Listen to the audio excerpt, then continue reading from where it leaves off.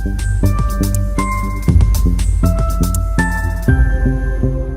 Friends, welcome to investment academy. कैसे हैं आप? आज बात करेंगे हम डिटेल में, जैसे हमने क्रूड ऑयल की बात की थी लास्ट वीडियो पे, डिटेल वैल्यू चेन समझा था। क्रूड ऑयल कहाँ से स्टार्ट होता है, कहाँ यूज़ होता है, कौन कौन सी कंपनीज इन्वॉल्व रहती हैं। उससे पहले हमने इसी टाइप से हमने नेचुरल गैस का पूरा वैल्यू चेन समझा था कि नेचुरल गैस कहाँ से आता है, कहाँ जाता है और कैसे कैसे उसका यूसेज और कौन कौन सी कंपनीज हर पूरे वैल्यू चेन में इन्वॉल्व है। आज हम बात करने वाले हैं इलेक्ट्रिसिटी के बारे में कि इलेक्ट्रिसिटी वैल्यू चेन जो है कैसे जनरेट होती है, कहाँ से कहाँ जाती है, राइट, और कौन कौन से प्लेयर उस पूरे वैल्यू चेन में इन्वॉल्व हैं, कौन कौन से बड़े प्लेयर। लिस्टेड कंपनीज पे ज़्यादा फोकस करेंगे, बट नॉन लिस्टेड प्लेयर्स के बारे में भी बात करेंगे, कौन कौन मेजर प्लेयर्स हैं इस पूरे वैल्यू चेन सेगमेंट में, राइट। ये तीनों दो वीडियो जो बाकी पहले किए हैं उसके कमेंट सेक्शन में मैं आपको नीचे डिस्क्रिप्शन में भी और कमेंट सेक्शन में भी उसके लिंक्स डाल दूंगा, so that you can refer to them. ये बहुत रिसर्च करके ये वीडियोस बनते हैं, ये बहुत टाइम टेकिंग है इस पे, तो प्लीज़ वीडियो को लाइक और शेयर ज़रूर कीजिए अपने फ्रेंड्स एंड फैमिली के साथ, सो दैट इसका रीच थोड़ा बढ़े, ठीक है। और investornet.in वेबसाइट पे अगर अभी तक आप नहीं आए हैं तो वहाँ पर ज़रूर चेक कीजिए मॉडल पोर्टफोलियो, स्टॉकोमीटर एंड फंडोमीटर प्रोडक्ट को। तो अब हम बात करेंगे कि इलेक्ट्रिसिटी वैल्यू चेन। तो इलेक्ट्रिसिटी बात स्टार्ट होगी कि जनरेशन से, कि इलेक्ट्रिसिटी जनरेट कैसे होती है, कौन कौन से कंपोनेंट यूज़ होते हैं उसमें, इंडिया में मिलते हैं, बाहर से क्या क्या इंपोर्ट होता है जनरेशन के लिए, फिर ट्रांसमिशन होता है, फिर ट्रांसमिशन के बाद क्या रहता है, डिस्ट्रीब्यूशन और कंज्यूमर। अब यहाँ पर आप एक चार्ट देख रहे होगे तो जिसमें you will see the entire value chain कैसे रहता है, राइट। तो पहले हम इलेक्ट्रिसिटी बनती है अलग अलग टाइप से है, राइट। न्यूक्लियर एनर्जी से, you we know, thermal power, coal plants majorly coal power से, तो वहाँ से मेजरली बनती है। फिर विंड, सोलर, हाइड्रो, ठीक है, वहाँ से बनती है। वेस्ट जनरेशन वगैरह से भी, कुछ बायोमास वगैरह से भी इलेक्ट्रिसिटी जनरेट होती है। तो ये अलग अलग तरह से इलेक्ट्रिसिटी जनरेट होती है। अब विंड, सोलर, हाइड्रो, इनमें तो एज सच बाहर से इंपोर्ट वगैरह मतलब कुछ मटेरियल चाहिए नहीं है आपको, बस सोलर सेल्स चाहिए, राइट, विंड वो चाहिए, प्लांट्स चाहिए, तो वो उस टाइप की चीज़ें चाहिए। हाइड्रो में तो पूरा अपने को सेटअप चाहिए, राइट। तो लेकिन न्यूक्लियर एनर्जी हमें इंपोर्ट करनी पड़ती है, मतलब यूरेनियम वगैरह भी इंपोर्ट फ्रॉम आउटसाइड। थर्मल में कोल काफ़ी वी आर रिच, तो उसके बारे में बात करेंगे, तो but we need to import some coal. तो काफ़ी सारा coal, uranium, gas, diesel, lignite, ये सब चीज़ें हमें इंपोर्ट करनी पड़ती है for specially these two type of electricity generation options में, ठीक है। फिर अब ये जनरेट हो गई पावर, ठीक है, तो पावर जनरेशन स्टेशंस होते हैं, ठीक है, वहाँ पर जनरेट हो गई। अब क्या, अब एक जगह से दूसरी जगह जाएगी वो, ठीक है, तो वो ट्रांसमिशन होंगी, तो बड़ी बड़ी transmission lines, when we go on highways and everything we see, right, तो वो ट्रांसमिशंस जो हैं वो होती है एक जगह से दूसरी जगह पे। तो उसमें अलग अलग ट्रांसफार्मर्स यूज़ होते हैं ताकि मतलब एक particular voltage, high voltage wires होती हैं ये, तो एक पर हायर वोल्टेज पे यहाँ ट्रांसमिशन होता है।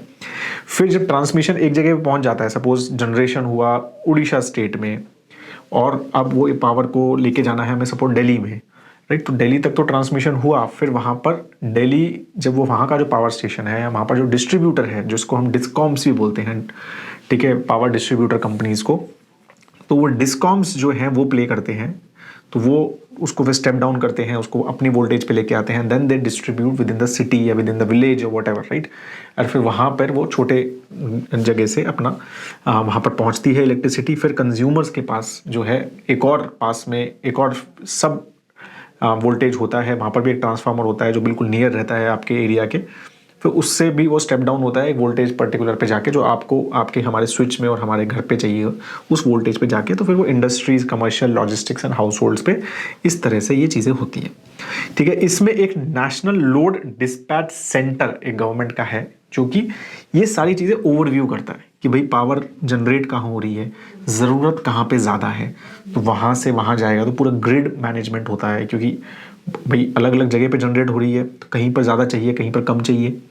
अलग अलग स्टेट्स की अलग अलग रिक्वायरमेंट है, हर स्टेट बहुत ज़्यादा प्रोड्यूस नहीं करता, सबके पास पावर जनरेशन कैपेबिलिटी बहुत ज़्यादा नहीं है, किसी के पास है ही नहीं, तो उसको वहाँ पर चाहिए। फिर समर्स में, विंटर्स में, अलग अलग टेम्परेचर्स में अलग अलग पावर रिक्वायरमेंट्स आती रहती हैं। तो these guys basically they look after all this, they see कि कहाँ पर पावर डिमांड ज़्यादा है, तो दे ग्रिड से वो उस हिसाब से वहाँ पर उस पावर को भेजते हैं। तो everything is connected and it's getting more and more connected. अभी भी है इश्यूज, तो वो बात भी करेंगे हम उसके बारे में। तो this is how it is basically overall. अब हम बात करते हैं कि कैपेसिटी का ब्रेकअप क्या है पहले, ठीक है, फिर हम इसका कहेंगे कहाँ से आता है। तो अभी नवंबर 2022 के हिसाब से जो डेटा है, ऑलमोस्ट 50% कैपेसिटी, हमारी जो जनरेशन कैपेसिटी है वो कोल से है, तो थर्मल पावर प्लांट्स, ठीक है, almost 50%। 30% almost is from renewables. तो रिन्यूएबल्स में क्या क्या आता है, विंड एंड सोलर प्राइमरीली, ठीक है, तो ये रिन्यूएबल्स में आता है। तो 30% अब बढ़ गई है, अच्छी खासी हो गई है, पहले बहुत कम थी, तो वो भी बताऊंगा कैसे बढ़ रही है। तो solar and wind is majorly into renewables. फिर 11% जो है हाइड्रो, ठीक है, तो जैसे हमारे मतलब बड़े बड़े हाइड्रो पावर प्लांट्स होते हैं, तो वहाँ से 11% हमारी इलेक्ट्रिसिटी आती है, मतलब यहाँ कैपेसिटी है, आती नहीं है, इलेक्ट्रिक कैपेसिटी है। 1.7% ही न्यूक्लियर की कैपेसिटी है सिर्फ, but it is increasing, we are focusing a lot more on it, ठीक है। डीजल पावर प्लांट्स भी हैं कुछ, तो बहुत कम है, 0.1 छोटे मतलब लेवल पे है। गैस पावर प्लांट जैसे टॉरेंट पावर एक कंपनी है, तो वो they have a natural gas power plants, तो सिमिलर होता है वो कोल पावर प्लांट की तरह ही। वहाँ पर कोल से इलेक्ट्रिसिटी जनरेट होती है, मतलब कोल जो है वो स्टीम जनरेट करता है और स्टीम से टरबाइन घूमता है और फिर इलेक्ट्रिसिटी जनरेट होती है। यहाँ पर कोल की जगह नेचुरल गैस से स्टीम बनती है, स्टीम से टरबाइन घूमता है और फिर इलेक्ट्रिसिटी जनरेट होती है। तो फ्यूल डिफरेंट है, और natural gas obviously is more environment friendly, right, तो इसीलिए थोड़ा सा गवर्नमेंट का फोकस भी है। तो टॉरेंट पावर क्योंकि मैं इसलिए बता रहा हूँ क्योंकि वो कंपनी काफ़ी सारे उनके नेचुरल गैस पावर प्लांट्स हैं and they do lot of work in it, तो इसलिए 6.1% वहाँ से आती है लिग्नाइट, ठीक है। तो वो ये सारा इस तरह से ये हमारा कैपेसिटी ब्रेकअप है, ठीक है। अब अगर हम बात करें कि सोर्सिंग ऑफ कोल जो है क्या सारा इंडिया से होता है, तो India I think is the 5th biggest, हमारे पास जो कोल डिपॉजिट्स हैं वो अच्छे खासे हैं। तो वी हैव लॉट ऑफ, मतलब specially Jharkhand and Orissa in these areas में we have large coal deposit, lot of coal mines also. Coal India company आपने सुना है, तो वो they are a big player in this. तो बट हम फिर भी सारी चीज़ें मतलब कंप्लीटली हमारी जो रिक्वायरमेंट है थर्मल पावर प्लांट्स की, वो एंटायरली थर्मल पावर प्लांट्स भी, और कोल और भी जगह यूज़ होता है ना, सिर्फ मतलब कमर्शियल स्पेक्ट्रम में सब। तो ओवरऑल कोल की जो रिक्वायरमेंट है वो हम अपनी डोमेस्टिक जो हम माइनिंग करते हैं उससे नहीं मीट कर पाते, we still have to import, ठीक है। ऑलमोस्ट 27% जो है वो कोल जो है हम करंटली इम्पोर्ट कर रहे हैं and we are trying to reduce it.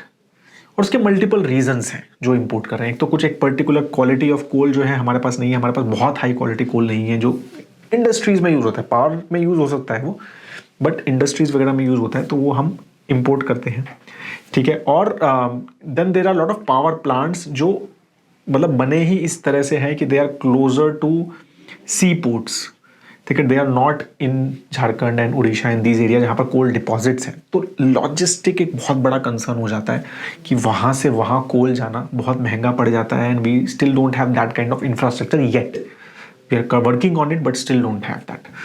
तो वहाँ उन सी पोर्ट्स वगैरह पे जो पावर प्लांट्स हैं, जैसे टाटा का मुंद्रा प्लांट है, तो उनको कोल इंपोर्ट करना सस्ता पड़ता है कि भाई इंडोनेशिया वगैरह से कोल मंगवा लिया, बाहर के कंट्री से कोल मंगवा लिया और फिर उसको उससे इलेक्ट्रिसिटी प्रोड्यूस कर दी, तो it is cheaper for them that पे, ठीक है, रादर देन कि भाई हम झारखंड से मंगवाएं, ठीक है। तो ये इतने कॉम्प्लिकेशंस भी हैं, तो और भी बहुत सारी कॉम्प्लिकेशंस हैं इसमें, और because of coal scam and everything, तो बहुत सारी प्रॉब्लम्स भी फेस करी विच इज़ रिड्यूसिंग, मतलब day by day it is reducing, but still हमारी माइनिंग कैपेसिटी जितना हम माइन करते हैं या हम जब ग्लोबल स्टैंडर्ड से माइनिंग के हिसाब से देखें तो we are very very low. Specially अगर हम चाइना वगैरह से करें तो चाइना इज ऑल्सो, उसके भी डिपॉजिट बहुत ज़्यादा नहीं है, इंडिया जितने ही हैं कोल डिपॉजिट्स बराबर ही हैं, but they mine almost I think 7 or 8 times more, ठीक है, as compare to what we do. तो but we are far behind them because of various problems, but we are working on it. तो इस वजह से almost 27% हमारे कोल हमें करना पड़ता है। इंडोनेशिया एक बहुत बड़ा इंपोर्टर जहाँ से हम करते हैं, ऑस्ट्रेलिया से कर रहे हैं recently after Russia Ukraine war, Russia से we have started importing coal a lot क्योंकि सस्ता पड़ रहा था, क्योंकि कोल के प्राइसेस बहुत बढ़ गए थे because of all these problems across the world, और काफ़ी थर्मल पावर प्लांट्स वापस स्टार्ट हो गए थे वर्ल्ड वाइड क्योंकि नेचुरल गैस खत्म हो गया था रशिया से, और सब प्रॉब्लम्स आपको पता है, वो अलग डिस्कशन है, ठीक है। But because of that the coal prices increase the lot globally and तो हमें सस्ता मिल रहा था रशिया से, तो वी बॉट फ्रॉम रशिया। तो रशिया से भी अब इम्पोर्टेंट हमारा कोल इम्पोर्ट अच्छा खासा होता है। फिर नेचुरल गैस का तो मैंने बताया ही था आपको, कतर और यूएस से मेजरली आता है, उससे भी हमारी जो है इलेक्ट्रिसिटी थोड़ी बहुत प्रोड्यूस होती है, ठीक है। एंड वी ऑल्सो इम्पोर्ट, मतलब उसका यूरेनियम जो न्यूक्लियर है तो वो उसका कॉम्प्लिकेशन अलग ही है, बिकॉज उसमें वो तो सिर्फ न्यूक्लियर सप्लायर ग्रुप NSG जो है वही आपको सप्लाई करना पड़ता है, and it is very very closely watched, because उससे एटम बॉम्ब भी बन सकता है, ठीक है। तो इसीलिए वो एक बिल्कुल अलग सप्लाई चेन है, उसका अलग कॉम्प्लिकेशन है, but still it is very small part of it, तो we will not pay too much attention in this whole process, ठीक है। तो उसका अलग से हमारा इंपोर्ट रहता है, उसमें बहुत सारे अलग से चेक्स एंड बैलेंसेज हैं यूरेनियम इंपोर्ट करने के लिए, ठीक है। We have other options of nuclear power generation, तो उसके ऊपर भी वर्क चल रहा है, rather than by uranium based power plants we are working on plutonium and other, जो हम वी आर विच जिसके पास जो हमारे पास है, तो that is going on, research वगैरह going on, and we are working कि हम उस टाइप के पावर प्लांट्स करें रादर देन यूरेनियम जिस पे हमें डिपेंडेंट होना पड़े दूसरे कंट्रीज पे। तो इस तरह से basically whole thing work from sourcing perspective. अगर अब आप ये वाला चार्ट देखोगे, ठीक है, तो यू विल सी कि how capacities have increased, right. तो कोल की कैपेसिटी अगर आप देखोगे लास्ट मतलब 2-3 ईयर्स से वो हार्डली इंक्रीज हुई है।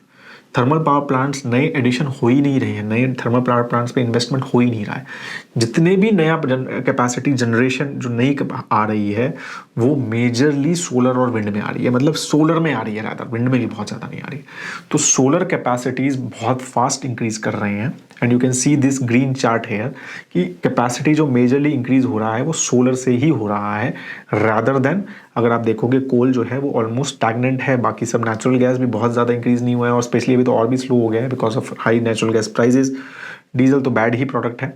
न्यूक्लियर पे फोकस चल रहा है, there was article and government का भी कुछ डिस्कशन हुआ है, तो न्यूक्लियर पावर प्लांट सेटअप की बात है, but it's a very very long, मतलब 8-8 10-10 साल लग जाते हैं एक न्यूक्लियर पावर प्लांट बनाने में, right. So very long process to create मतलब सेटअप है न्यूक्लियर पावर प्लांट, तो वो भी चल रहा है, उसकी कैपेसिटी भी शायद इंक्रीज होगी।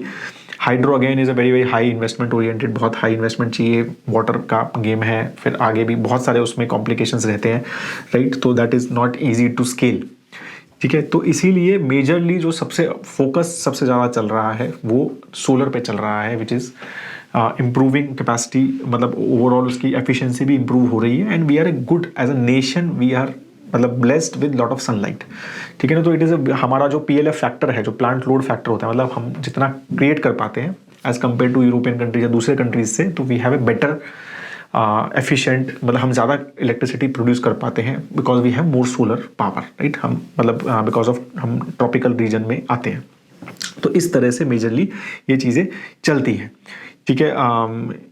बहुत सारी मैन्युफैक्चरिंग कैपेसिटीज़ जो हैं वो डेवलप हो रही हैं, वारी एनर्जीज़ है, विक्रम सोलर है, मुंद्रा है, तो ये सब जो है नए नए मॉड्यूल्स मैन्युफैक्चर, बाकी चाइना से भी बहुत सारे हमारे मॉड्यूल मैन्युफैक्चरिंग होती है। तो यहाँ sourcing perspective I am telling you कि lot of people are developers are developing these solar modules, manufacturing capacities develop हो रही हैं इंडिया में भी, बिकॉज दिस क्लियरली ये चल रहा है कि भाई solar is the future from the power generation perspective, ठीक है। एंड मेजरली सब कैपेसिटी एडिशन वहीं हो रहा है, और हम कंपनीज की भी बात करेंगे कौन क्या क्या कर रहा है, ठीक है। तो अगर हम बड़ी बड़ी कंपनी टाटा पावर देखोगे तो कंप्लीटली मेरे ख्याल से लास्ट 2-3 साल से जितनी भी कैपेसिटी एडिशन हुई है वो कंप्लीटली सोलर में हुई है। Adani green is pure solar and wind power company, right. तो वो तो करते ही नहीं है थर्मल, ठीक है ना। तो और भी अगर आप JSW पावर करोगे या मतलब जिंदल पावर करोगे तो वहाँ जितनी भी कंपनीज, अब NTPC, राइट, जो थर्मल पावर प्लांट कंपनी है, ठीक है, मतलब नेशनल थर्मल पावर का कॉर्पोरेशन नाम उसका ये है। So they are also setting up मतलब solar power stations and wind power stations, तो they are also working on that rather than, मतलब थर्मल पे भी कर रहे हैं काम, but they are also focusing a lot कि भाई उनको भी अच्छा खासा एक रिन्यूएबल एनर्जी कैपेसिटीज डेवलप करनी है। They also have targets of a very very big capacity additions in renewable. तो क्लियर फोकस है कि पावर जनरेशन फ्यूचर में वहीं से करना है, but of course power shortage नहीं होनी चाहिए, तो we have to currently focus on coal, because एक तो हम रिच हैं, हमारे पास कोल है, ठीक है, और ईजी है वो मतलब क्रिएट करना, मतलब we have set up all these things.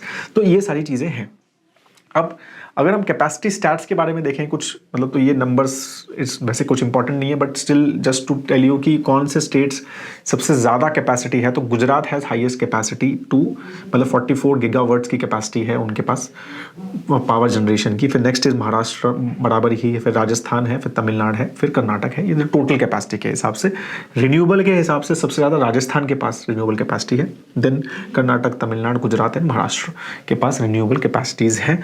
Thermal capacity में महाराष्ट्र इज नंबर 1, राइट। फिर second is Gujarat and then Uttar Pradesh and all these things. तो this is how overall private, मतलब प्राइवेट प्लेयर्स कैपेसिटी जो सबसे ज़्यादा गुजरात में है, ऑलमोस्ट 30 गीगावाट्स 44 में से वो प्राइवेट प्लेयर्स जो हैं वो क्रिएट करते हैं कैपेसिटी यहाँ पे, ठीक है।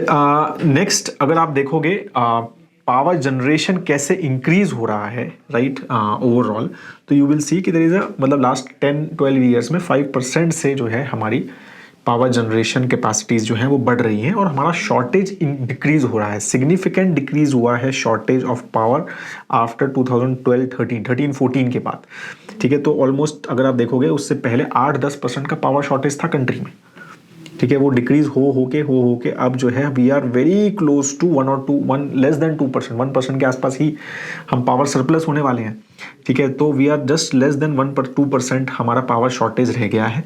एंड वो बीच में थोड़ा बढ़ा था, आई एम श्योर आपको पता होगा कि अप्रैल 2022 में बहुत बात हो रही थी कि पावर शॉर्टेज हो रही है कंट्री में बिकॉज ऑफ वेरियस फैक्टर्स कि क्रूड ऑयल प्राइसेस बढ़ गए थे और सब चीज़ों की वजह से, और सडनली बहुत गर्मी भी बढ़ गई थी, तो there was lot of power requirement अचानक से which happened in 2022 April May at that time. तो ये भी चल रहा था कि थर्मल पावर प्लांट्स के पास कोल नहीं है, बहुत सारी बातें हुई थी, तो थोड़ा सा वो पावर मतलब उस टाइम शॉर्टेज बढ़ा था, but it was not significant. अगर आप यहाँ चार्ट देखोगे तो आपको पता चलेगा कि बिल्कुल हल्का सा वो बढ़ा है, ठीक है, but still we have come a long way from power shortage perspective. तो हमारी पावर शॉर्टेज काफ़ी कम हुई है, ठीक है। तो हम जनरेशन क्योंकि काफ़ी इंप्रूव हुआ है and we are improving regularly on it. तो ये नंबर जो है ये नवंबर 2022 तक के हैं।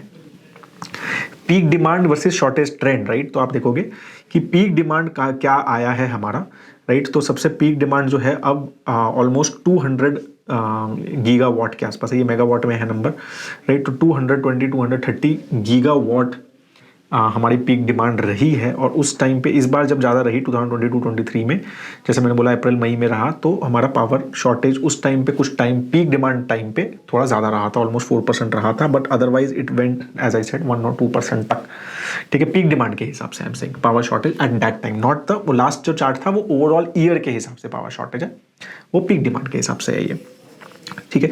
तो पावर शॉर्टेज जो है वो काफ़ी सिग्निफिकेंट इंप्रूवमेंट है, स्पेशली अगर आप 2013-14 के बाद देखोगे इन द कंट्री, ठीक है।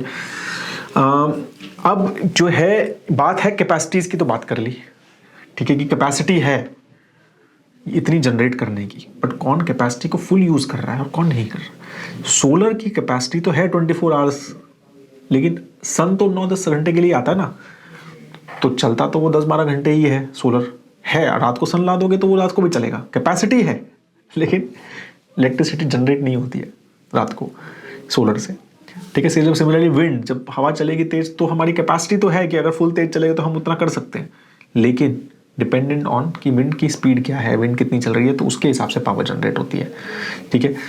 तो ये सब प्रॉब्लम्स है कि 24 आवर की कैपेसिटी तो है, तो अगर आप देखोगे कैपेसिटी तो 50% है करंटली फ्रॉम कोल, मतलब थर्मल पावर, लेकिन जो यूनिट्स जनरेट हुए हैं, राइट, तो वो 74% पावर जो सप्लाई हुई है वो थर्मल से ही हुई है।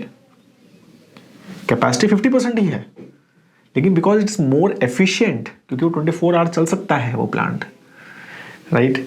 तो इसलिए 74% जो हमारी जो पावर जनरेशन हुई है बिलियन यूनिट्स में, वो हमारी किस में हुई है, बिलियन यूनिट्स अलग नंबर है, मेगावाट अलग नंबर है, राइट। तो यूनिट्स एक्चुअली जो हम कंज्यूम करते हैं ना, हम यूनिट्स में कंज्यूम करते हैं इलेक्ट्रिसिटी को, तो वो 74% थर्मल से ही मिली है, सिर्फ 11% हमारी रिन्यूएबल से मिली है, जबकि कैपेसिटी रिन्यूएबल की कितनी है, 30%। समझ रहे हो आप।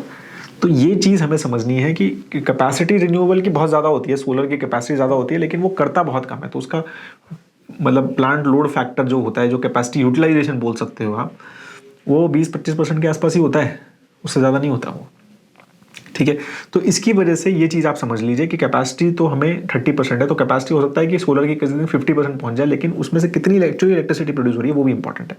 Hydro is good, hydro is similar, ठीक है, तो वो फुल्ली यूज होता है क्योंकि वाटर उस हिसाब से मैनेज करते हैं, ठीक है। And nuclear actually is higher, एक 1.2 की कैपेसिटी, लेकिन 3% इलेक्ट्रिसिटी जो हमें मिल रही है वो न्यूक्लियर से मिल रही है, तो अगेन वो प्रॉपरली यूज होता है।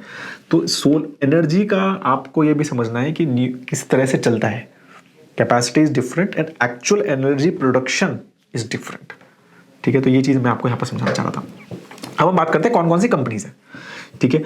तो जो जनरेट कर रही हैं सबसे ज़्यादा पावर जनरेशन जो इंडिया में होता है वो एनटीपीसी करती है, लिस्टेड कंपनी है, मैंने बताया नेशनल थर्मल पावर कंपनी नाम है इसका, लिस्टेड है, ठीक है। और इसका इंस्टॉल मैं 70 जो गीगावाट्स की कैपेसिटी है ऑलमोस्ट वो इसके पास है, ठीक है। And it's majorly thermal, they are starting as I said, renewable पे फोकस चल रहा है इनका, और 16 गीगावाट्स की कैपेसिटी अंडर कंस्ट्रक्शन है जिसमें थोड़ी रिन्यूएबल भी है, ठीक है। फिर एक Tamil Nadu generation and distribution corporation है जो कि स्टेट पीएसयू है, तमिलनाडु की कंपनी है, तो उनका भी अच्छा खासा 32 जीबी का है, जिसमें 16 जीबी जो है वो कन्वेंशनल है, मतलब थर्मल है, एंड ऑलमोस्ट 16 जीबी जो है वो रिन्यूएबल है, उनके पास कैपेसिटी है जनरेशन की, तो ऑल्सो वेरी बिग कंपनी, ठीक है। और 16 जीबी जो है इनकी पावर परचेज है, तो मतलब हम बेसिकली अब 20 मतलब हमें 21 ही देखना चाहिए 31 की जगह, ठीक है। तो 31 तो इस हिसाब से नहीं कहता। Tata power is the third biggest, again a private company now, तो पीएसयू, तो Tata power becomes the highest biggest player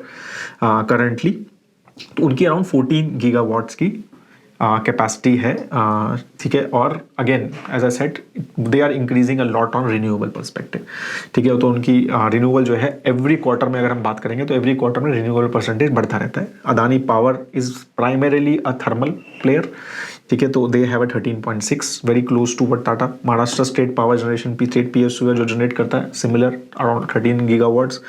फिर राजस्थान का है, फिर कर्नाटक पावर है, तो स्टेट पीएसयूज है। NHPC right, hydro power, NHPC is hydro power corporation है इंडिया का, तो वो 7 गीगावाट्स करता है। प्रोजेक्ट अंडर कंस्ट्रक्शन 7 गीगावाट्स के और भी हैं, ठीक है। और क्लियरेंस मिला हुआ है और 8 गीगावाट्स का, तो मेजरली हाइड्रो पावर के ऊपर फोकस रहता है। एनएचपीसी का पीएसयू है, लिस्टेड है, ठीक है, this is listed company.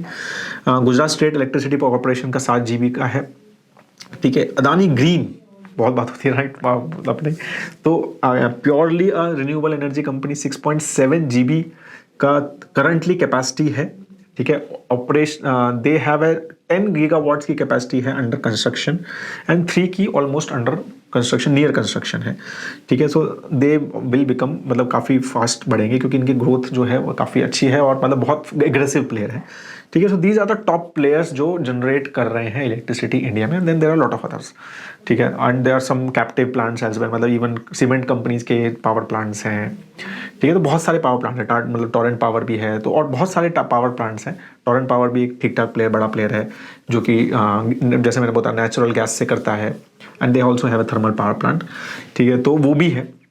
And then as I said कि कोई भी कर सकता है ना, तो पावर प्लांट कोई भी, आप भी अपने रूफ पे एक लगा लो तो you also become power plant, right. तो इस तरह से जनरेशन की मेजरली ये कंपनीज हैं जो जनरेशन करती हैं। तो इसमें से अब आपको पता है कि एनटीपीसी है लिस्टेड, टाटा पावर है, अदानी पावर है जो बड़ी, एनएचपीसी है राइट, अदानी ग्रीन है, ठीक है। तो ये सब हमारी लिस्टेड कंपनीज हैं मेजरली, ठीक है। अब हम बात करेंगे कि पावर जनरेशन जो है वो कितना कितना, तो सेंट्रल जो कंपनीज हैं वो ऑलमोस्ट 24% पावर जनरेट करती हैं इंडिया में। तो 99 गीगा वाट्स जो है वो सेंट्रल सेक्टर, ठीक है, मतलब जो सेंट्रल गवर्नमेंट के, जैसे एनएचपीसी हो गया, एनटीपीसी हो गया, ठीक है। तो ये कंपनी जो है ये सेंट्रल पीएसयूज हैं, तो वो 24% पावर इंडिया का जनरेट करती हैं। स्टेट जो है, जो स्टेट पीएसयूज हैं वो 25% पावर जनरेट करती हैं, और ऑलमोस्ट 100 जीबी पावर स्टेट के पास है, उनके पास अपनी कैपेसिटी है।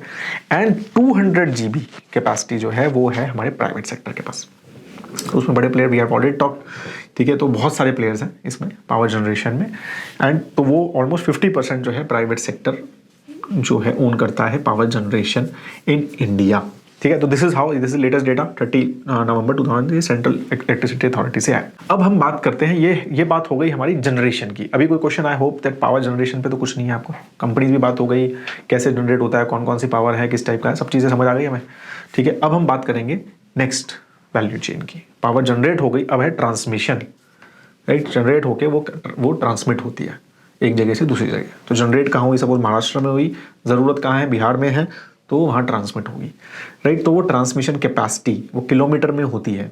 CKM एक वर्ड, एक मतलब उनका यूनिट यूज़ होता है, तो उस हिसाब से वो समझ आता है आपको कि उसमें तो ये आप ट्रांसमिशन लाइन सेटअप करनी पड़ती हैं, ठीक है, जो एक जगह से दूसरी जगह को पावर को लेके जाती है, ठीक है। तो अब आपको ये समझना है कि किस तरह से है थे, किस तरह का हमारा तो 5% का ऑलमोस्ट कैगर है, ये चार्ट देखोगे आप तो लास्ट 10 ईयर्स का, जिससे ट्रांसमिशन लाइंस भी बढ़ रही हैं। तो we are focusing a lot of companies in this space as well, तो उसके बारे में बात करेंगे।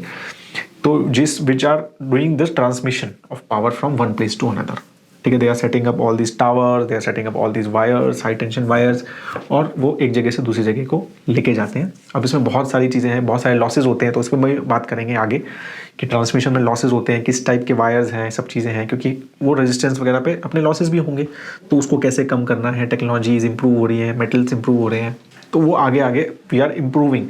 तो एक तो नई लाइन सेटअप करना ताकि सब कुछ कनेक्टेड हो जाए, ऐसा नहीं हो कि जहाँ पर पावर जनरेट हो रही है बस वहीं पर आसपास ही यूज़ हो रही है, जहाँ पर चाहिए वहाँ नहीं पहुँच रही है, राइट। जहाँ पर मतलब ज़्यादा लोड है या फिर पीक डिमांड ज़्यादा है, तो वहाँ पर इलेक्ट्रिसिटी पहुँच ही नहीं रही है क्योंकि ट्रांसमिशन लाइन्स ही नहीं है।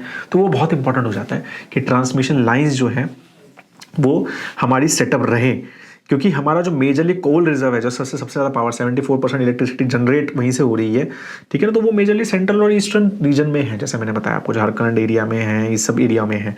लेकिन जो ज़्यादा मतलब डिमांड है वो सिटीज़ में है।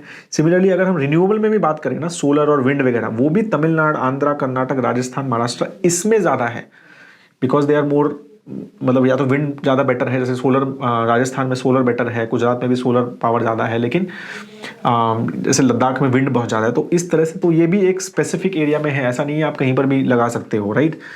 तो इस तरह से ये चीज़ें हमारी प्लान रहती हैं, राइट। तो पावर ग्रिड करके कंपनी है ना, तो वो सारी चीज़ें, ये काफ़ी सारी चीज़ें मैनेज करता है। तो we will talk about it कि कैसे कैपेसिटी मैनेज होती है, ठीक है। ऑलमोस्ट 46 गीगावाट्स की कैपेसिटी, आपको पता है कि हमारी मतलब एक स्टैट है, थोड़ा सा पुराना है, कि वो लूज हो जाती है, मतलब वो स्ट्रैंड हो जाती है, क्योंकि हमारे पास last mile connectivity, inadequate transmission capacity है। तो इतना ज़्यादा हम पावर लॉस कर देते हैं या फिर मतलब पहुंचा नहीं पाते हैं, उसको कॉम्प्लिकेट हो जाता है, क्योंकि हमारे पास ट्रांसमिशन कैपेसिटी नहीं है। वहाँ जाना चाहिए बट वो घूम घाम के जाता है। भाई मान लो पावर का ट्रांसमिशन है, यहाँ से मैंने को लेके जाना है, सपोज पुणे से मेरे को भेजना है कलकत्ता, सपोज अब डायरेक्ट लाइन नहीं है, तो मैं यहाँ क्या करूँगा, यहाँ से भेजूंगा दिल्ली, फिर दिल्ली से मान लो कानपुर जाएगा, कानपुर से पटना, फिर वहाँ से, तो लंबा रास्ता, तो ज़्यादा ट्रांसमिशन लॉसेज एंड अंडरस्टैंड हो जाता है। तो ये सारी चीज़ें, बहुत सारी चीज़ें हमारी फ्रंट, तो इसलिए ट्रांसमिशन लाइन्स सेटअप करना बहुत इंपॉर्टेंट है, ठीक है। तो कौन कौन से प्लेयर्स हैं इसमें, तो सिंपल है, इसमें कुछ ऐसे कॉम्प्लिकेशन नहीं है। तो सबसे बड़ा प्लेयर ऑब्वियसली पावर ग्रिड है, लिस्टेड कंपनी है, हमारे मॉडल पोर्टफोलियो का भी पार्ट है एक, ठीक है। तो वो PSU है, सेंट्रल PSU है, और इतना सर्किट किलोमीटर तो उनकी कैपेसिटी है, राइट। तो हम टोटल देख रहे थे तो around 400,000 circuit kilometre, 420,000 circuit kilometre की करंटली कैपेसिटी है अक्टूबर 2022 तक की ट्रांसमिशन की। उसमें से 172 जो है वो पावर ग्रिड ओन करता है। इनका एक इनविट भी है, तो वो अलग से ओन करता है उस पर, ठीक है। फिर Maharashtra state electricity transmission company का 50,000 का है, वो अपना स्टेट PSU है। फिर अदानी का ट्रांसमिशन कंपनी भी है, उसकी 18,000 है। फिर स्टरलाइट ट्रांसमिशन करके एक कंपनी है, ठीक है, वो 9,000 है। फिर इंडीग्रिड एक इनविट है अगेन, ठीक है, एक पावर ग्रिड का भी इनविट है, इंडीग्रिड भी है, तो 8,000 के आसपास इनका है। टाटा पावर भी ट्रांसमिशन में है, ठीक है, टाटा पावर का भी ट्रांसमिशन बिजनेस है, तो उनकी 3,500 करोड़ का सर्किट किलोमीटर की कैपेसिटी है, राइट। एंड टोरेंट पावर के पास ऑलमोस्ट 483। तो ये सब लिस्टेड कंपनीज हैं, ठीक है। और ये नंबर्स कब कब के हैं, थोड़े पुराने हैं, क्योंकि ये प्राइवेट कंपनी है, तो मेरे को लेटेस्ट नंबर नहीं मिला, तो ये अगस्त 2021 का नंबर है, ठीक है, बाकी सब लेटेस्ट है।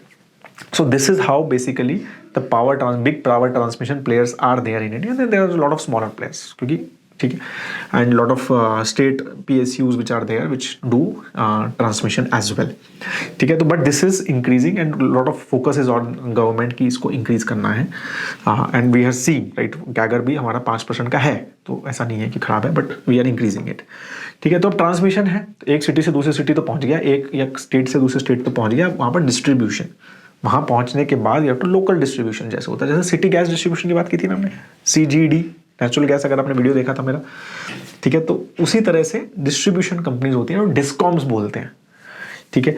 तो अब वो क्या करते हैं कि भाई ऑब्वियसली वो हाई टेंशन लाइन से लो टेंशन लाइंस पे लेके जाते हैं, फिर उनके ट्रांसफार्मर्स होते हैं, मीटर्स मैनेज करते हैं, वो आपका इलेक्ट्रिसिटी बिल आप वही मैनेज करते हैं, राइट। तो हमारी जो लोकल कंपनीज हैं, राइट, तो वो सारी जो है, जैसे मैं जब दिल्ली में रहता था तो टाटा पावर वहाँ पर मैनेज करती है डिस्ट्रीब्यूशन, राइट। एंड जब मुंबई में रहता था तो रिलायंस जो है वहाँ का डिस्ट्रीब्यूशन मैनेज करती है। तो इस तरह से यहाँ पर है तो महाराष्ट्र का मतलब वितरण करके एक है, इलेक्ट्रिसिटी वितरण, विद्युत वितरण करके कंपनी है जो स्टेट पीएसयू है, तो वो यहाँ का पुणे का डिस्ट्रीब्यूशन मैनेज करती है। जो आपकी कंपनी जिसको आप इलेक्ट्रिसिटी बेसिकली दे रहे हो ना, मतलब आप जैसे इलेक्ट्रिसिटी का बिल दे रहे हो, ठीक है, जो आप पे कर रहे हो, तो वो जो कंपनी है वो हमारी बेसिकली डिस्ट्रीब्यूशन डिस्कॉम है वो, ठीक है। तो वो आपकी डिस्कॉम है और वो हमारा लोकल डिस्ट्रीब्यूशन मैनेज करती है, ठीक है। तो उसमें अगर हम मेजर कंपनीज की बात करें तो उसमें बहुत सारे प्लेयर्स हैं, क्योंकि सब स्टेट्स के मल्टीपल प्लेयर्स भी हैं, एक स्टेट्स में मल्टीपल प्लेयर्स भी हैं, ठीक है। तो उसमें बहुत सारे प्लेयर्स हैं। तो सबसे बड़ा जो प्लेयर है वो महाराष्ट्र स्टेट इलेक्ट्रिसिटी डिस्ट्रीब्यूशन जो पुणे में है, ठीक है। तो दे हैव सोल्ड मैक्सिमम, मतलब इतने मिलियन यूनिट्स दे सोल्ड, ठीक है, इतना उनका रेवेन्यू है और इतना प्रॉफिट, लॉस मेकिंग कंपनी है, इसमें बहुत बड़ा पंगा है। ये जो डिस्कॉम्स हैं, they are lot of loss making discoms in this, क्योंकि बहुत सारी पावर चोरी हो जाती है, बहुत इनएफिशिएंसीज हैं सिस्टम में, ठीक है। इलेक्ट्रिसिटी काफ़ी सारी जगह पे गवर्नमेंट जो है सब्सिडाइज करती है, तो बहुत सारी कॉम्प्लिकेशन की वजह से ये काफ़ी कंपनीज बहुत सारे लॉसेज में हैं और इसके वो बहुत बात होती है, ठीक है, कि ये डिस्कॉम का लॉसेज, डिस्कॉम का गवर्नमेंट ने काफ़ी सारी इसमें बेनिफिट्स भी दिए हैं कि भाई तुम लो इंटरेस्ट लोन्स भी दिए हैं इनको भाई, ताकि डिफ़ॉल्ट ना हो। But this is a very big play. इसके बारे में थोड़ा सा मैं आपको बताऊंगा कि किस तरह से ये जो डिस्कॉम्स हैं, स्पेशली पीएसयू डिस्कॉम्स, ये काफ़ी लॉस मेकिंग है and lot of electricity gets wasted and bills नहीं मिलते हैं प्रॉपरली, तो बहुत मिसमैनेजमेंट है इन सब जगहों पे। तो महाराष्ट्र जो है सबसे बड़ा है, इसका 1300 करोड़ का प्रॉफिट था। Tamil Nadu generation and distribution corporation, जो जनरेशन कंपनी भी है और डिस्ट्रीब्यूशन भी है, उनका 13,000 करोड़ का लॉसेस है, तो इतने यूनिट्स उन्होंने सोल्ड किए। पंजाब है, सिमिलरली तेलंगाना है, वेस्ट बंगाल है, तो ये सब कंपनीज हैं जो टॉप है। As I said there are lot of companies in this, every state has multiple companies, ठीक है। तो ये सब टॉप कंपनीज हैं और इनके लॉसेज और प्रॉफिट्स में आपको बता दिया, ठीक है। तो दिस इज हाउ। एंड इसमें जो प्राइवेट प्लेयर्स हैं वो है टाटा पावर, जो मुझे पता है कि they are a private player जो डिस्कॉम मैनेज करते हैं, जो दिल्ली का करते हैं वो manage, and I think Bhubaneswar का भी दे डू मैनेज, ठीक है। और इवन रिलायंस जो है वो अब तो अदानी शायद मुंबई का करती है, राइट, अदानी एनर्जी करके कंपनी है, तो वो मुंबई का करती है डिस्कॉम। तो they are so few private players as well जो ये डिस्कॉम्स मैनेज करते हैं, but they are not that big currently, तो ये टॉप 10 में नहीं आए हैं शायद मेरे। But these companies also, Tata power is, तो टाटा पावर जनरेशन में भी नाम मिला, ट्रांसमिशन में भी, डिस्ट्रीब्यूशन भी करते हैं, तीनों करते हैं वो, ठीक है। बाकी कोई प्राइवेट प्लेयर मुझे लगता नहीं कि तीनों करता है, but they do all three, ठीक है। So this is how it is, right. फिर ये सारी चीजें मैनेज क्या हो गई, ये नेशनल लोड डिस्पैच सेंटर, मैंने ऐसे बताया था, एक सेंट्रल एजेंसी है। इसका काम है कि आपको ट्रांसमिशन और electricity with in a country manage करना है, राइट, कि स्मूथ और रिलायबल ऑपरेशन रहे, ठीक है। इलेक्ट्रिसिटी ग्रिड मैनेजमेंट सही से रहे, सारे टूल्स सिस्टम मॉनिटर कंट्रोल सब करते हैं वो इलेक्ट्रिसिटी ग्रिड्स को, कि भाई उनके पास सॉफ्टवेयर सिस्टम्स हैं, कम्युनिकेशन नेटवर्क्स हैं, राइट। तो वो सारी चीज़ें, मतलब उनका काम है कि भाई सब चीज़ें प्रॉपरली चलें, क्योंकि electricity is very important, right. कोई भी जगह पे इलेक्ट्रिसिटी नहीं है तो it is very very important, right. तो वो ये सारी जो है ऐसा एक नेशनल लिस्ट NLDC करके दे आर सेंट्रल गवर्नमेंट का सेटअप जो ये सारा चीज़ें देखती है, ठीक है। तो अभी अगर हम मेजर प्लेयर्स के बारे में बात करते हैं तो क्या क्या करते हैं, जैसे तो ये चार्ट अब आपको दिख रहा होगा यहाँ पर। तो देखो मैंने बताया था ना कि टाटा पावर जो है वो रॉ मटेरियल सोर्सिंग भी करता है, ठीक है, या फिर मतलब सोर्सिंग इन द सेंस कि वो माइनिंग भी करता है थोड़ा लेवल पे, not that much, but they do that, ठीक है। जनरेशन भी करता है, ट्रांसमिशन भी करता है, डिस्ट्रीब्यूशन भी करता है। अदानी पावर जो है वो भी करता है ये, कि थोड़ा सा माइनिंग भी करता है, जनरेशन करता है, ट्रांसमिशन नहीं करता, बट दे डू डिस्ट्रीब्यूशन, जो कि मैंने बताया मुंबई में। अदानी ट्रांसमिशन, सिर्फ ट्रांसमिशन और डिस्ट्रीब्यूशन करता है। अदानी ग्रीन सिर्फ जनरेशन करता है। पावर ग्रिड सिर्फ ट्रांसमिशन करता है। NTPC अगेन सोर्सिंग भी करता है कोल की, जनरेशन भी करता है और डिस्ट्रीब्यूशन भी करता है कहीं कहीं जगह पे, कुछ कुछ जगह पे। Torrent power generation, transmission, distribution तीनों करता है। अदानी एंटरप्राइज जो है वो सिर्फ रॉ मटेरियल सोर्सिंग करता है, माइनिंग करता है और जगह पे भेजता है। कोल का बहुत बड़ा प्लेयर है ये, कोल का लॉजिस्टिक्स मैनेजमेंट करने के लिए। कोल इंडिया का सबसे बड़ा प्लेयर है जो माइनिंग करता है। आई थिंक 80% जो माइनिंग होती है वो कोल इंडिया करता है, ठीक है। तो ये सारे मेजर प्लेयर्स हैं हमारे, जो मतलब ओवरऑल पावर, जो लिस्टेड कंपनीज की बात कर रहे हैं, राइट। तो जो मेजरली इन्वॉल्व हैं अलग अलग पावर वैल्यू चेन में। ठीक है, अब हम बात करते हैं कंजम्पशन की। ठीक है, कि हम कंज्यूम, तो ये अब इसमें कंपनी की बात कुछ नहीं होने वाली है, बट हम कैसे, मतलब पर कैपिटा कंजम्पशन हमारा कैसे कैसे बढ़ रहा है और हम कहाँ हैं। तो we are very very far away. ठीक है, तो अगर आप मतलब बात करोगे ना यूनाइटेड स्टेट्स से, तो हम 1/10 पर कैपिटा इलेक्ट्रिसिटी कंज्यूम करते हैं, 1/10 ऑफ यूनाइटेड स्टेट्स। ठीक है, अगर हम साउथ कोरिया की बात करें तो भी 1/10 है। तो हम we are way way way far off. ठीक है, फ्रॉम इवन चाइना से we are almost 1/5 of electricity per capita consumption है हमारा with respect to China also. Brazil से भी वी आर ऑलमोस्ट 2.5 टाइम्स। तो ये अगर आप चार्ट देखोगे तो यू विल सी कि पर capita consumption of electricity in India is very low. But जैसे जैसे अब हम वी आर मतलब हम ग्रो करेंगे, राइट, तो ये इलेक्ट्रिसिटी पर कैपिटा कंजम्पशन बढ़ना ही है। ठीक है, और ये जितना बढ़ेगा, वो क्लियर है कि जितना वो बढ़ेगा तो हमारी लाइफस्टाइल इंप्रूव हो रहा है, हमारा कंजम्पशन इंप्रूव होगा एंड एवरीथिंग इंप्रूव। ऐसे जैसे जैसे हमारी पर कैपिटा इनकम बढ़ेगी तो this will also improve, right. तो वी आर अभी तो काफ़ी पीछे हैं and I am sure that we will improve very fast in this. सबसे ज़्यादा कंज्यूम कौन करता है इलेक्ट्रिसिटी इंडिया में? तो ऑब्वियसली इंडस्ट्री सबसे ज़्यादा यूज़ करती है। तो 41% इलेक्ट्रिसिटी जो है वो इंडस्ट्रियल सेगमेंट में जाती है, 18% एग्रीकल्चर सेगमेंट में जाती है, 26% डोमेस्टिक मतलब रेजिडेंशियल में जाती है। ठीक है, और बाकी 8% कमर्शियल ऑफिसेज वगैरह में, 8% commercial, trains and railways 1% use करते हैं, बाकी इधर अदर 6% यूज़ करते हैं। तो इस तरह से हमारा कंजम्पशन चार्ट है फ्रॉम सेक्टर पर्सपेक्टिव, कहाँ कहाँ पे ये यूज़ हो रहे हैं, राइट।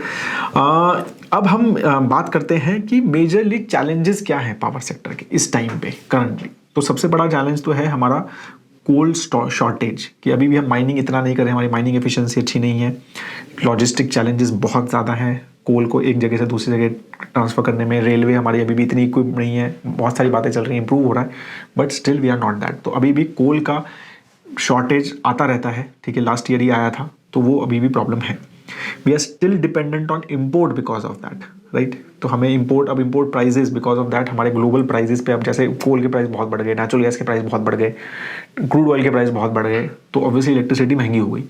ठीक है ना, तो इस तरह से तो ये इम्पोर्ट डिपेंडेंस भी है हमें, which is problematic for us in power sector. We have very very high transmission and distribution losses, मतलब we are very very high frankly. ठीक है, तो अगर आप देखोगे हमारे ट्रांसमिशन और डिस्ट्रीब्यूशन लॉसेज जो है, they are as high as almost 20% जितना हम जनरेट करते हैं वो लॉस हो जाता है। 20% पावर हम जो जनरेट करते हैं वो 20% लॉस हो जाता है ट्रांसमिशन और डिस्ट्रीब्यूशन में। ठीक है, क्योंकि या तो चोरी हो जाता है या लॉस हो जाता है। ठीक है, तो हमारी जो वायर्स हैं वो इतनी अच्छी नहीं है, बहुत सारा चोरी हो जाता है, डिस्ट्रीब्यूशन लॉसेज हो जाते हैं। ठीक है, या फिर मतलब जैसे मैं बोल रहा हूँ घूम के जाती है इलेक्ट्रिसिटी, तो ट्रांसमिशन लाइंस इतनी ज़्यादा नहीं है कि आप डायरेक्टली पुणे से कलकत्ता भेजो। I am giving an example, not right. ठीक है, बट डायरेक्टली नहीं भेज सकते हो शायद, तो घूम के जाएगी तो फिर लॉस ज़्यादा होगा। तो इस तरह से वी हैव 20% हमारी इलेक्ट्रिसिटी लॉस हो जाती है। आपको पता है ये नंबर इसराइल का कितना है? 3%। दे छोटा कंट्री, चलो यूएस का कितना है? आई थिंक 9%, 9 या 10% है। वहाँ पर 9-10% लॉस होता है, हमारा 20% लॉस होता है। तो we are very very high हमारा तो 10% हम वहीं पर इंप्रूव कर सकते हैं, हम ये अगर इंप्रूव करें। Again things are improving but these are the problems, right. Renewable energy के साथ प्रॉब्लम क्या है? Availability. Solar energy is not available 24 hours, wind is also not available 24 hours. तो ये सब प्रॉब्लम्स हैं रिन्यूएबल के साथ, इसलिए ग्रीन हाइड्रोजन पे बात चल रही है। तो बहुत सारी चीज़ें हैं कि मल्टीपल प्लांट्स एक साथ, कि सोलर ने दिन में प्रोड्यूस किया, फिर उसको इलेक्ट्रिसिटी को हमने स्टोर कर लिया ग्रीन हाइड्रोजन के पे, और फिर रात को जो है वो ग्रीन हाइड्रोजन ने इलेक्ट्रिसिटी जनरेट किया। इस तरह से चीज़ें बेसिकली कंबाइन करके बात चल रही है, so that everything can be connected and 24 hours electricity these renewable plants can also generate. Solar and wind together की बात चल रही है, तो बहुत सारी ऐसे कॉम्बिनेशन बात चल रही है, but these are challenges, right, कि कंसिस्टेंट पावर नहीं है रिन्यूएबल में। थर्मल पावर प्लांट का पोल्यूशन, अगेन तो वर्ल्ड में चर्चा है इस बात की, तो it is a very very high polluting industry, तो वो भी एक मेजर इशू है। ठीक है, और उनका बहुत सारा सॉलिड और लिक्विड वेस्ट भी वो जनरेट करते हैं। इट्स नॉट जस्ट द मतलब जो पोल्यूशन, एयर पोल्यूशन, तो it is also lot of ash and all this which they produce. ठीक है, एंड इलेक्ट्रिसिटी का एक और प्रॉब्लम है कि फ्री इलेक्ट्रिसिटी देना, राइट। तो उसकी वजह से lot of subsidies, government subsidies, तो हमारे जो डिस्कॉम्स हैं राइट। तो वो लॉस हमने देखे हैं, राइट, और वो बहुत ज़्यादा है, लॉसेस लैक्स ऑफ करोड़ में हमारे डिस्कॉम के लॉसेस हैं, ठीक है। तो विच इज़ मतलब तो वो एक बहुत बड़ा हमारा इशू है which is not yet solve, कि वहाँ पर बहुत सारी इनएफिशिएंसीज हैं, they are not able to become profitable, they have very high loans from various places, तो government will have to manage them someday, ठीक है। तो वो भी एक मेजर इशू है हमारा, ठीक है। तो अगर हम लॉसेस देखेंगे, राइट, तो उनके जो है 22% मतलब जो हमारे डिस्ट्रीब्यूशन कंपनी है, डिस्कॉम्स है, ठीक है ना, तो उनका मतलब 22% नेगेटिव प्रॉफिट मार्जिन में चलते हैं, ठीक है। तो इस तरह से बेसिकली उनकी बहुत बिलिंग एफिशिएंसी जो है वो सिर्फ 85% है, हमारी सिर्फ 85% ही बिल कलेक्ट मतलब पैसा आता है, 15% पैसा आता ही नहीं है, ठीक है। तो वो बहुत सारे प्रॉब्लम्स हैं हमारी, एंड कलेक्शन एफिशिएंसी भी 92% है। तो मतलब 85% का ही बिल जनरेट होता है, बाकी 15% का बिल जनरेट ही नहीं होता, फिर उसमें से भी 92% ही कलेक्ट हो पाता है जो बिल हुआ जनरेट, तो 8% और लॉस हो गया, ठीक है ना। तो इसलिए बहुत सारे पावर लॉसेस हमारे रहते हैं, इसलिए ये सब स्टेट PSUs जो हैं because of subsidies and all these things they are in a very heavy losses, and that is again a big challenge which in front of the electricity overall. So that is all I wanted to tell you in this, ठीक है। I hope that you like this video, it was good for you. सारी company भी समझ आ गई होंगी कौन कहाँ पे कैसे कैसे क्या क्या कर रहा है, ठीक है। ओवरऑल वैल्यू चेन भी समझ गए होंगे। अगर अच्छा लगा वीडियो तो जैसे सेड प्लीज़ शेयर ज़रूर कीजिए, और इस टाइप की वैल्यू चेन्स, राइट, कौन सी सेक्टर की चाहिए आपको या क्या समझना है, तो प्लीज़ वो कमेंट ज़रूर कीजिए लास्ट में, ठीक है। सो दैट मतलब मेरी टीम नोज की है, बट इट टेक्स टाइम, तो आपको समझना है कि it takes almost 2 to 3 weeks for us to do all this research and present it to you. तो this was third in the row video जो हमने प्लान किया था, तो we are planning more such videos. Please do subscribe to model portfolios and Stockometer, अगर आपको इस type की वीडियोस जल्दी भी चाहिए और सब समझनी है, राइट। बाकी क्या कहते हैं, हमारे चैनल पे बने रहिए। Have a great time ahead दोस्तों, जय हिंद।